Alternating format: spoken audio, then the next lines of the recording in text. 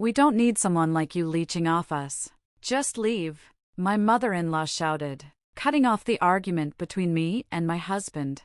What? What are you talking about? I asked, shocked by her harsh words. Don't act clueless. I've heard everything from Liam, she snapped. You've been wasting his money and even gotten into debt. So, what now? Are you going to apologize or leave? If you leave, no, we'll force you out. Liam smirked and added, this is the moment I've been waiting for. My life will finally be different. My name is Robin, and I'm a 29-year-old who works remotely. I've always been on the frail side, and my 65-year-old mom, who raised me on her own, has always worried about me. Robin, you may not be physically strong, but one day, you'll have to stand on your own, she would say. I won't always be around to protect you, so you need to learn to take care of yourself. I know, Mom, I would reply. I'll do my best. With her support, I lived at home for a long time. After high school, I started teaching myself skills to work online. At first, I earned only $300 a month, but over time, my income grew. Some people thought I was just a shut-in, but I believed in the path I chose. Eventually, I earned far more than the average for someone my age, and I stopped caring about what others thought. You're doing so well with your work, Robin, my mom said one day, her voice filled with pride. Now I can finally relax. At the time, she worked a stressful job at a supermarket deli, and I could see how tired she was. Mom, why don't you quit? My income is enough for both of us. You deserve to rest, I told her.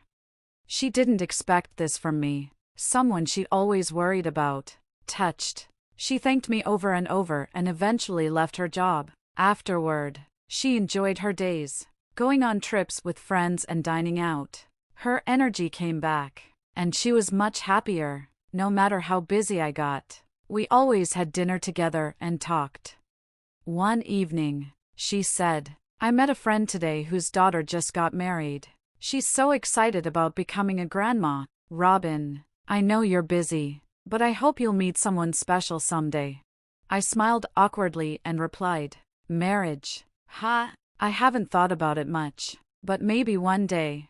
Growing up sickly, I had spent a lot of time in hospitals and dropped out of high school. Because of that, I didn't have many friends or much experience talking to others, let alone thinking about relationships. Still, the idea of marriage and having a family didn't seem so bad.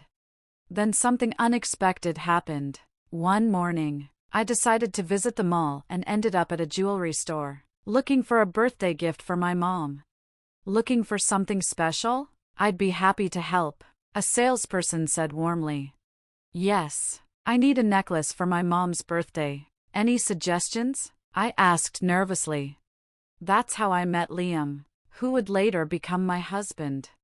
He helped me pick a necklace, and we started chatting. Somehow, we ended up exchanging phone numbers. It was unusual, but we felt a connection. Of course, I bought a pricey necklace for my mom, but meeting Liam felt like the real gift. We stayed in touch, went on dates, and quickly became a couple. Before long, we started talking about marriage. When I finally told my mom, I think I've found someone I want to marry, she wasn't surprised, just happy. I thought you seemed happier lately, she said with a big smile. I'd love to meet him. Meeting Liam felt like a dream come true, and my mom was thrilled to learn he was also raised by a single mother. It felt like everything was falling into place. I will make Robin happy, no matter what. Please let me marry her, Liam said confidently. His words were so sincere that both my mom and I couldn't help but smile. Though Liam and I hadn't been dating long, it felt like fate had brought us together. My mom understood this and was genuinely happy about our decision to get married. After that, I went to meet Liam's family. I had no idea how much this would change my life.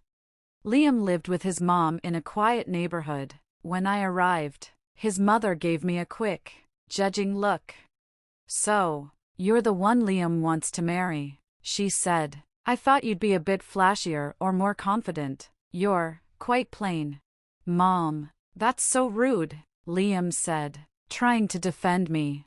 From the start, my mother-in-law made a terrible impression. She made me uncomfortable with her sarcastic tone and sharp remarks.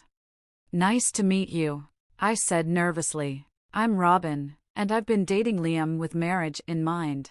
Oh, I've heard all about you, she said, cutting me off. Your name, your age, your job, and even that you were raised by a single mom. Her words were dripping with judgment. Then she dropped a bombshell. I have no problem with the marriage, but Liam and I will be living together. We're planning to buy a new apartment, and once you're married, the three of us will live there. If you can't accept this, maybe marriage isn't the right choice. I was stunned. I didn't know about this, I said, looking at Liam for support. Yeah, I guess I forgot to mention it, he said casually. I can't leave my mom, Robin. I worry about her. If you want to marry me, you'll have to live with her too.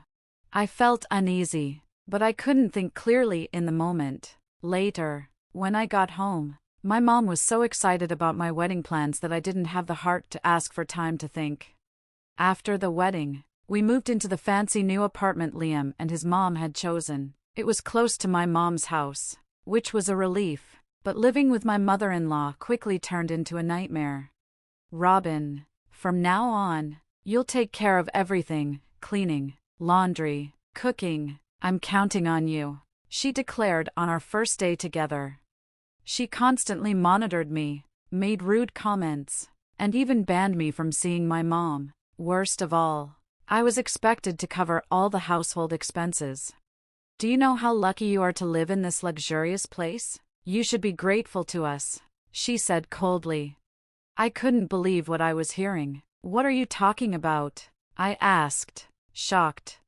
She acted as if my remote job was worthless. Despite the fact that I was paying for everything, I decided to bring it up with Liam. Why doesn't your mom know I'm the one paying for the household? She thinks I'm a burden. Can you say something to her? I asked. Does it matter? He replied with a shrug. The credit for this condo goes to me too, so it's natural for her to think that way. I was speechless.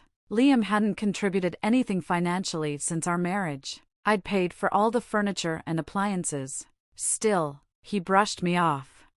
One day, he came home excited. I bought a luxury car. It's on loan, but it's perfect for our lifestyle here. Isn't it cool? What? This is too much. We can't afford that, I said angrily. Who do you think you are? He snapped. You should be grateful I married you. Without me, you'd still be living with your mom, doing your little remote job. I was furious. Grateful? I've been paying for everything. Stop acting like this is all you're doing. Things escalated quickly. His mom joined in, saying, Robin, I've had enough of your attitude. You're living off my son's money and wasting it. Just leave. What are you talking about? I asked, stunned. You think I don't know? Liam told me everything. You've been squandering his money and even got into debt. You're nothing but a financial burden, she shouted. Liam smirked. What are you going to do? Apologize or leave? If you leave, it's a divorce. I took a deep breath. Fine, I'll leave. You can keep the furniture and appliances, I don't need them. But this is over, I said firmly. Good, Liam said smugly. Sign the divorce papers, and I'll handle the rest. My mother-in-law looked thrilled as I packed my things and walked out. I didn't care what happened to them after that. All I knew was that I deserved better. I took the completed divorce papers, packed my belongings, and prepared to leave. My mother-in-law's sharp, sarcastic remarks followed me right to the door. Standing next to her, my husband seemed almost jubilant, wearing a smug expression. I'll handle the submission of the divorce papers, I said calmly. There's no alimony or property division required. Just sign here. Gladly, my husband replied, grinning. I was worried you might try to claim the apartment. Guess I was worrying for nothing. I said nothing more, quietly walking out, leaving the apartment and everything I'd paid for behind. But before stepping into my new life, I withdrew all the money from my bank accounts. Every penny was hard-earned, and I wouldn't let them take what was mine. When I arrived at my mother's house, she greeted me with a mix of relief and concern. "I've been so worried," she said. "I called you so many times, but I couldn't get through. I even went to your apartment, but they wouldn't let me in. Are you okay?" "What? Calls? I didn't see any," I replied, surprised. Checking my phone, I discovered that my mother's number had been blocked. Realization dawned, they had gone to the extent of isolating me completely. I shared everything that had happened since my marriage with my mother. "That's appalling," she said, her usually gentle demeanor showing uncharacteristic anger. "But you know what? Without you, they won't last long in that fancy apartment. Let them deal with the consequences." The next day, I finalized the divorce. It was over as quickly as it had begun, a brief, ill-fated chapter in my life. Back at my mother's house, I regained my peace of mind and threw myself into work. My focus and hard work soon brought me stability, and life started to look up. But as the month ended, the inevitable happened. My phone rang. The caller ID showed it was him. "Hello, Emerson. It's me, Caden. I'm in a bind and really need your help," my ex-husband began, his voice dripping with desperation. "What do you want?" I replied curtly. "I'm busy.